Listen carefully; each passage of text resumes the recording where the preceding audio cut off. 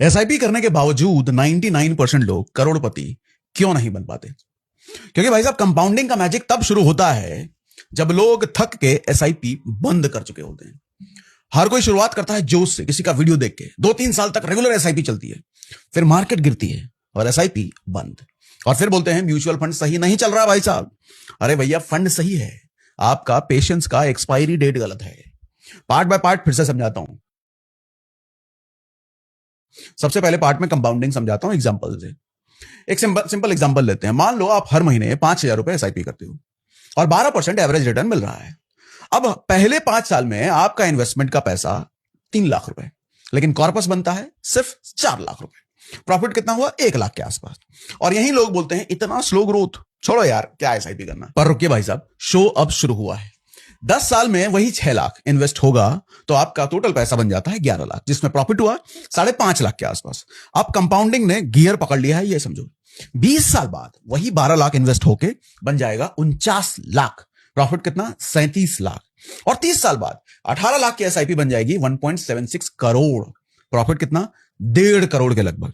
तो समझ आया भाई साहब, मेन गेम शुरू होता है 10 साल बाद। कंपाउंडिंग एक ऐसी ट्रेन है जिसका इंजन बड़ा धीरे धीरे चलता है, लेकिन सिर्फ शुरुआत में। पर जब ये स्पीड पकड़ लेता है तो रॉकेट को भी पीछे छोड़ देता है। अब पार्ट 2 है, लोग गलती कहां करते हैं।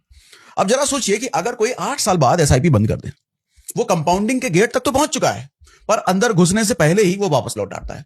यानी पैसा तो लगाया, पर इंटरेस्ट के ऊपर इंटरेस्ट लेने का मौका गवा दिया। एग्जाम्पल देखो, अगर आपने 5,000 की एसआईपी 30 साल की जगह सिर्फ 10 साल तक ही रखी तो आपका कॉर्पस 11 लाख ही बनेगा। पर 30 साल तक रखा होता तो 1.25 करोड़ बन जाता। मतलब सिर्फ 20 साल एक्स्ट्रा रखने से रिटर्न 15 गुना ज्यादा बढ़ गया। क्योंकि पहले 10 साल में इंटरेस्ट पे इंटरेस्ट नहीं बनता ज्यादा कुछ, सिर्फ सीड ग्रो होता है, बीज ग्रो हो रहा होता है। कंपाउंडिंग का असली फल 10 साल बाद लगना शुरू होता है। अब पार्ट 3 समझो, रियल लाइफ एनालॉजी क्या होती है। कंपाउंडिंग को आप ऐसे समझो जैसे जिम में किया हुआ बॉडी बनाते हैं ना। पहले 2-3 महीने में मसल नहीं दिखता, बस पेन होगा, दर्द होगा।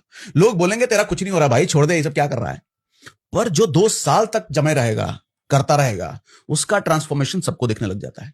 एसआईपी ठीक वैसे ही काम करती है। पहले 10 साल तक पेशेंस का टेस्ट होता है यहां पर, उसके बाद वेल्थ एक्सप्लोड होता है, फट के निकलता है।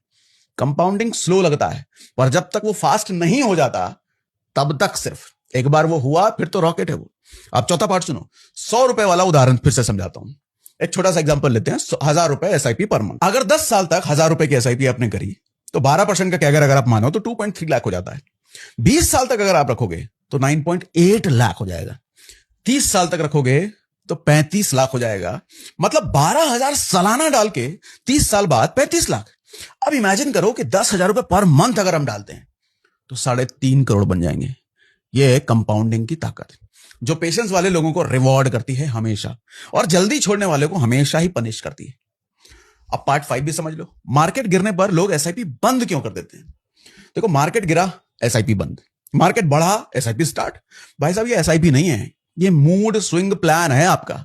अरे जब मार्केट नीचे है तो वही तो असली मौका होता है, क्योंकि एसआईपी का फायदा तभी है जब आप हर लेवल पे खरीदते रहते हो।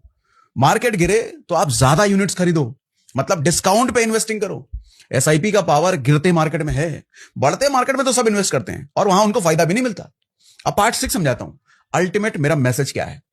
भाई साहब याद रखो, एसआईपी पहले 10 साल तक बोरिंग लगेगा। मार्केट कभी गिरेगा, कभी चढ़ेगा, कभी बढ़ेगा, ग्रोथ बहुत धीमी लगेगी।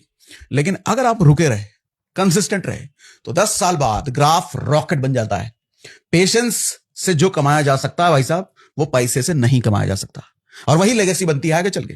इसलिए अगली बार एसआईपी बंद करने का मन करे तो स्टेटमेंट देख लेना और अपने आप को कहना कि अभी असली गेम शुरू हुआ है, अभी रुकूंगा नहीं मैं। क्योंकि एसआईपी में करोड़पति बनने का शॉर्टकट यही है कि घबराना नहीं है, रुकना नहीं है, बस टिके रहना है।